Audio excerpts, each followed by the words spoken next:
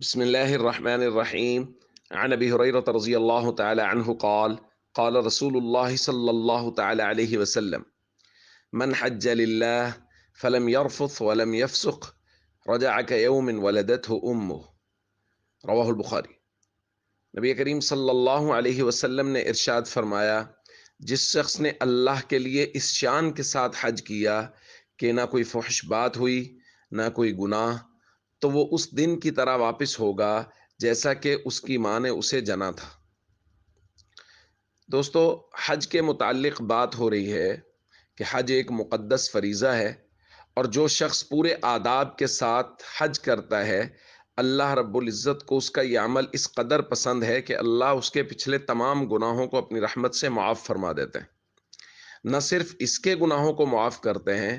دوسری روایت میں ہے نبی کریم صلی اللہ علیہ وسلم نے حضرت ابن عمر رضی اللہ تعالیٰ عنہما سے فرمایا، اذا لقیت الحاج فسلم علیہ وصافحہ،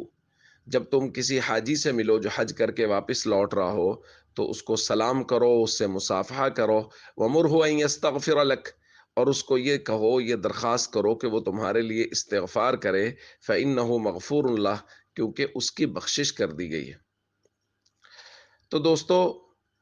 حج کرنے والے کی بخشش ہو جاتی ہے، اور جو حج سے واپس آتے ہیں حاجی لوگ، ان سے دعا کروانا بھی باعث خیر و برکت ہوتا ہے، جو کہ نبی کریم صلی اللہ علیہ وسلم نے خود ارشاد فرمایا۔ ہمارے یہاں یہ دستور ہے، کوئی بزرگ کسی کے بارے میں کہہ دیں کہ اس سے دعا کرواؤ، یہ بڑا مستجاب الدعوات ہے، یا ان سے دعا کروانے سے خیر و برکت حاصل ہوگی، تو لوگ اس کو سند بنا کے ان سے دعا کرواتے ہیں۔